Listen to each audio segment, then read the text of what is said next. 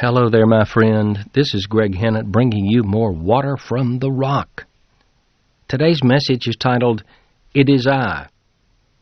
In Mark 6:45-52, Jesus' disciples were toiling to row against strong winds that had not only impeded their progress, but had also threatened their very lives. But with one word, Jesus told them all they needed to know. It is I. And then he added, Be not afraid. Let's review this story as it unfolded. Jesus launched the 12 in a small boat with instructions to go to the other side before him unto Bethsaida. Mark 6, verse 45. He then left them alone, sent the crowds away, and departed into a mountain to pray. Verse 46. Meanwhile, they were obeying his instructions, quietly and dutifully rowing. That they were rowing tells us that the wind was in their faces rather than at their backs, making sailing impossible for the moment. Remember, at this point in history, sailors did not know how to tack. So it looked to be a calm, uneventful crossing. They just would row their way across Lake Galilee. Yet it was anything but that. The headwinds were strong and unrelenting. The waves were buffeting and tossing their boat without any let-up. They were toiling in rowing, working exhaustingly, or in the Greek tortuously, just to make a little headway. It was evening, and therefore completely dark, and they were still in the midst of the sea, or nowhere near their intended destination. Their calm crossing was fast becoming a catastrophe, and Jesus was nowhere to be found.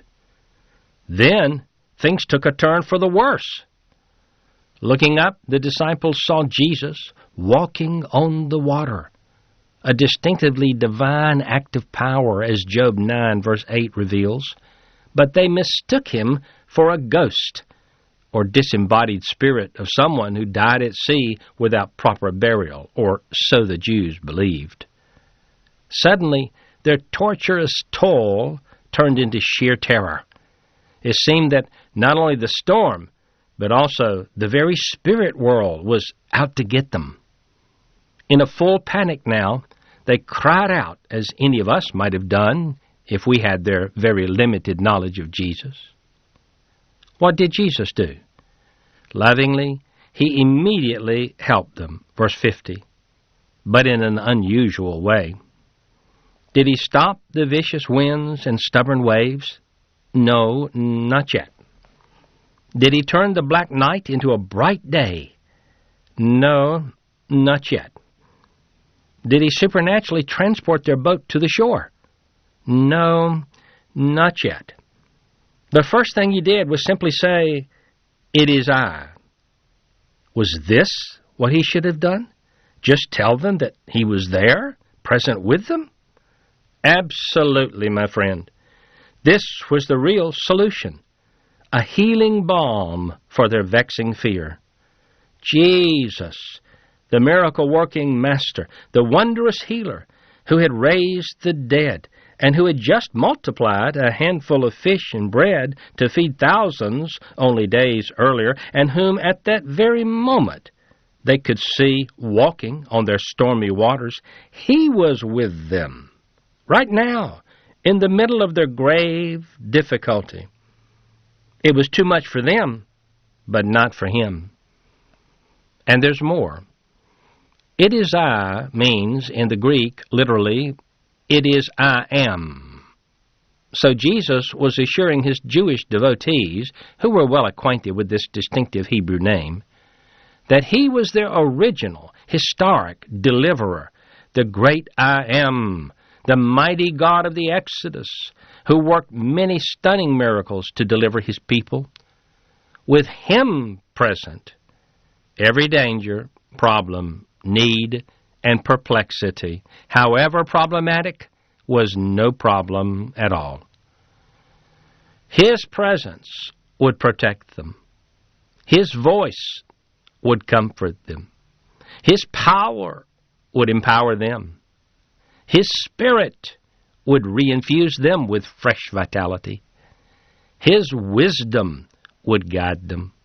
His faithfulness would support them until their test of faith ended, until the winds stopped, until the waves laid down, until they stepped from their terrifying waters unto terra firma.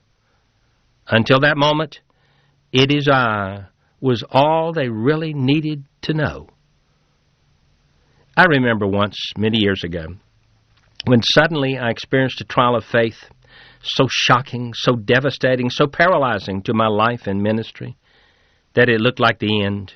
And I mean, my friends, the end. It seemed there was no more reason to live, no hope, no light at the end of the tunnel, and no tunnel for light to be in. Nothing but black despair, personal devastation, and soul pain like nothing I had ever felt before. Agony, torture, torment. I began to see ghosts, that is, fearful, tormenting, lying imaginations telling me that my defeat was final and my hopelessness was irreversible. A few days passed. Then Christ spoke. And what did he say? "It is I, be not afraid." Wow! Suddenly, though everything outside of me remained devastated for the moment, everything inside me felt different. The terror terminated. The searing pain stopped. The angst disappeared. The confusion cleared up. And my hopelessness suddenly turned into hopefulness. Great hopefulness. What had changed? Only this: I knew Jesus was still with me. The same Jesus who had saved me and baptized me with His mighty Holy Spirit years earlier. The same Jesus who had called me to the ministry. The same Jesus who had blessed my life in so many ways for so many years was with me now in my terrifying trial. As Isaiah 41:10 promised so comfortingly, He would strengthen me. He would help me. And if necessary, He would uphold me or carry me. As I pondered this simple but explosively powerful insight, I easily regained my spiritual footing and inner peace. And I began moving forward again. And I've never stopped. Why do I share this?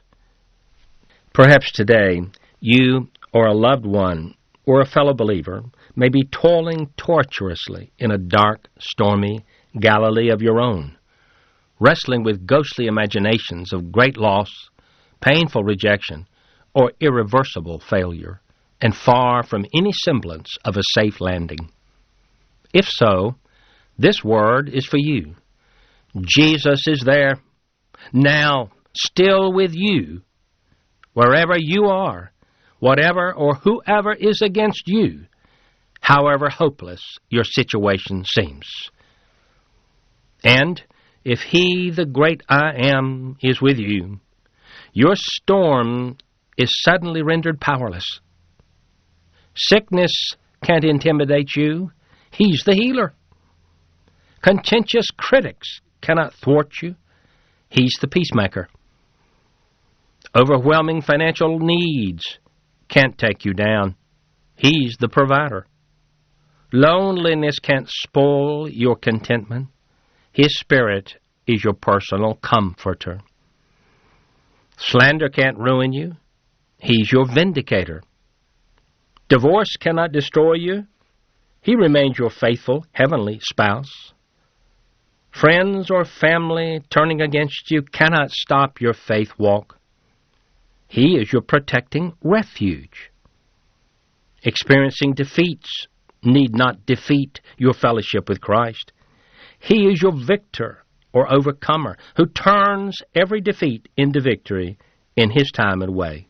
If you just remain unoffended with Him and continue drawing near Him daily and faithfully discharge the work He has given you to do. Even bereavement cannot take you down. He is the resurrector of broken, emptied lives. He is ready to lift you from your graveside grief, wipe away your tears, and, if you are willing, draw you into a new closeness to Him you never thought possible. And, in time, He will bring new human relationships to replace the old, perhaps a Boaz as a replacement for your Mahlon, or a Keturah as a replacement for your Sarah, or a Seth as a replacement for your Abel. So, let Jesus dispel your ghosts. Cast off your initial fear that it's the devil, and put on your newly found faith, it is the Lord. Let Him do what seems good to Him. 1 Samuel 3:18 in the English Standard Version. You have nothing to fear when He is near, and nothing means nothing. Then draw near Him today while your storm still rages, and He will reveal His presence in person as never before. You will hear His voice with a greater clarity. Timely, new insights will leap from His Word as you prayerfully study it at His feet. You will see His hand working where before you only could see waves, darkness, ghosts. You'll grow and mature spiritually more rapidly than you would in calm, carefree circumstances. And in His time, He will stop the winds and restore normalcy. Beautiful normalcy. And the sweet peace of a great spiritual victory. And you will never again be thrown into a panic by a sudden stormy test of faith. Why?